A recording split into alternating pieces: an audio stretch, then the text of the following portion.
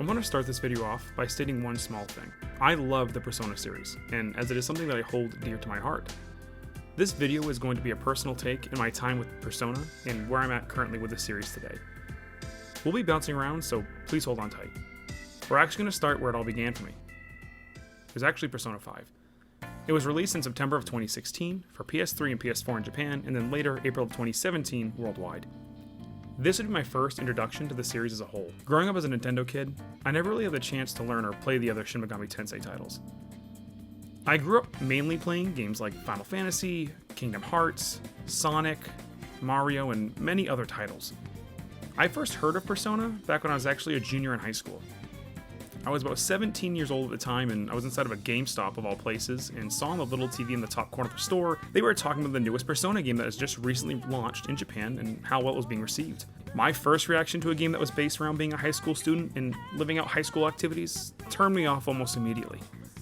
I'm not someone who enjoyed the life of a high schooler very much, and living it was already a chore, so playing it in a game didn't feel like any much fun either. Fast forward to 2018, where I would hear more about Persona 5 and one of my favorite fighting game series, Super Smash Bros.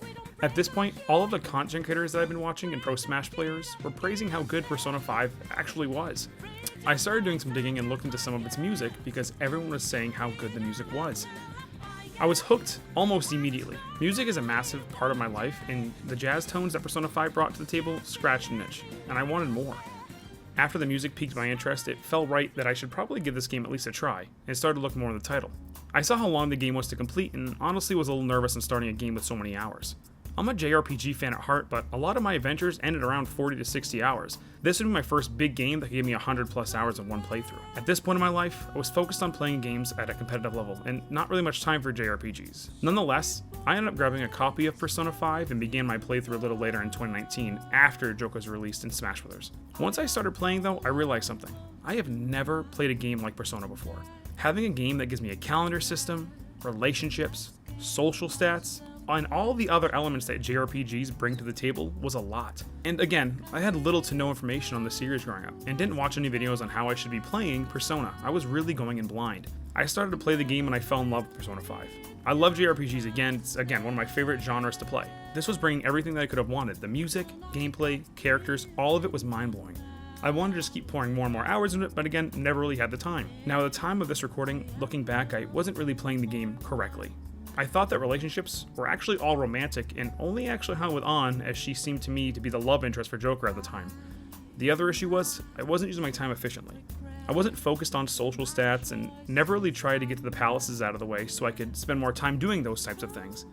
I was loving the story but wasn't really experiencing the game to its full potential. I ended up putting the game down for some reason that I can't fully remember and never really ended up going back to it, unfortunately. At this point it was 2020, and my favorite all-time game, Final Fantasy VII's remake, was just about to come out. I'm a massive Final Fantasy VII fan, and I've been waiting for this game my entire life. This isn't about Final Fantasy VII, but I'm sure we're gonna have another video for that game as well one day. I never really took the time to stop or think about Persona 5 after I put it down, not because the game was bad or wasn't on the same level of the other games that I love, I just had other games that I've been waiting for, they just finally came out. After completing the remake though of Final Fantasy VII, I was really in the mood for more JRPGs, and I knew I had to start with Persona 5. I tried to start off where I left off, but again, so much time has passed, I've actually forgot a lot that happened, and it wasn't doing it for me. I was in a rock and a hard place, and I ended up just giving up and moving on. Listen, I know, I have no idea why I kept jumping shit for this game, but I promise you it's for the better. Once again, we're going to fast forward some more time here. It was actually around the release of Persona 5 Royal on PS5. That was October of 2022. I ended up getting really excited and tried to commit myself to playing Persona 5 truly this time. Newsflash, I actually stopped towards the end of the game again. I have no idea why. It wasn't because I wasn't playing the game incorrectly or I didn't enjoy it. I just stopped. I'm annoyed with myself, but the good news it was actually the last time I stopped ditching this title. I promise. So now we're finally in 2024. Final Fantasy VII Rebirth was coming out, but Persona 3 Reload was so very close being released beforehand. I was really disappointed in myself and really wanted to break into the series since I really did like Persona 5 a lot. I made time for myself and committed that I would finish Persona 3 Reload at all costs. It was release night and I stayed up all night to play the game. I was excited for this title and I heard how this could be considered the best story in Persona series. I knew how to play the game in a more efficient manner so that this would no longer be an issue. I fell in love with the game almost immediately. I didn't know any of the music, or the cast, or plot points, so everything felt really fresh. One thing that I really love about all the Persona games is that every single game has a very different take on music. Side note, I didn't want to say this earlier, But in the summer of 2023, I started to play Persona 4 Golden on Game Pass, but again, you get the picture, I stopped playing it. I will say though, I ended up getting rid of my Xbox, so that can kind of be my main excuse, at least for this one. Back to the video. This is where Persona changed my life. I know that we have talked quite a bit about how many times I picked up and put down Persona 5 and how I really did enjoy the game, but at that point, it wasn't life-changing. I really went balls to the walls when it came to playing Persona 3 Reload. I enjoyed the cast so much and felt such a deep connection to them. I'm going to give you a warning now though, if you haven't completed Persona 3 Reload just yet, I would stop the video here, as the next stuff that I'm about to get into here in my content, it's a bit personal, but not only that, it's about to get pretty spoilery. So this is your spoiler warning. Any further, you're going to get spoiled. It's going to be like literally my next sentence. Persona 3 Reload is about death. I have played a lot of games where main characters have died and not come back. I've also played a lot of games where your hero dies and they do come back. But Persona 3 was different. I feel like there is something about how Atlus makes the players really connect with the characters. They make these characters feel so fleshed out and real that when you're playing it, it actually feels like you're friends with the cast. That is something that I love and hate about the series. Now, at this point in my life, I have developed a new fear, and it was dying. For some reason, the year before this game even came out, I was really nervous and scared about death. It felt like it consumed me, and I was really worried that I would cease to exist at such a young age. Whether it was disease, an accident, really anything, it made me scared about what would happen after. How would my family be? I was worried about my fiance, my kids. I had a lot of fear sitting on my plate daily. I was loving this game as it was my distraction, actually from my anxiety. It started to drop subtle hints about death when losing major characters in the story. There was so much loss already shared with all these characters. Losing loved ones, friends, lovers, even one's true self, they all lost something dear to them. With the time that I spent with these characters, I watched them grieve and grow to continue to push forward. This game just continued to dance around death. It hit me hard every single time, but those characters that we were losing along the way didn't even come close to what the ending did to me. The ending destroyed me. It was my biggest fear, happening to my character right in front of my eyes. Death. Not only did the cast have to face a really hard decision, they lost the one that actually kept them all glued together. You. Really, it was Makoto, but in all terms and purposes, we'll just say the player, so it's you. Seeing your character come in and out of consciousness while laying on a rooftop while Aigis holds you is probably one of the most emotional scenes that I've ever played or watched in any piece of media. The way that the characters for a short time forget their promise and what happened in the dark hours hits it home even more. After finally snapping out of it to be excited to meet up again on the top of the roof, only to find their best friend dead.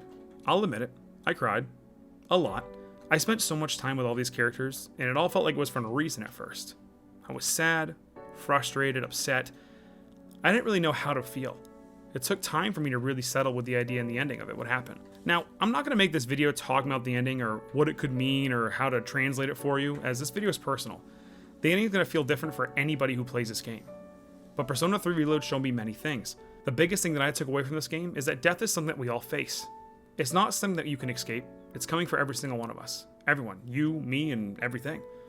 Now, that's really ominous and scary even, but there's also a flip side to what I just said. Life is extremely precious. How we spend our time really does matter.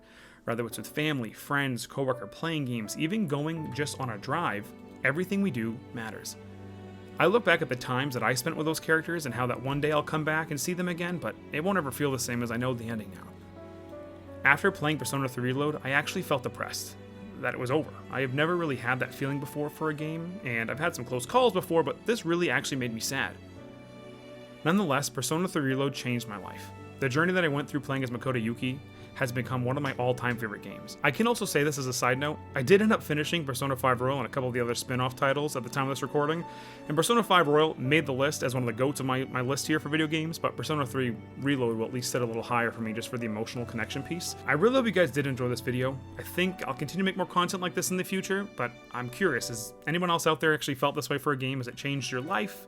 Have you felt the effects of maybe this game or maybe another Persona title? I don't even care if it's a completely different game series. Let me know. I'm happy to talk about it in the comments. Well, I appreciate you guys stopping by and watching the video, and I hope you guys have a great rest of your day. Thank you so much.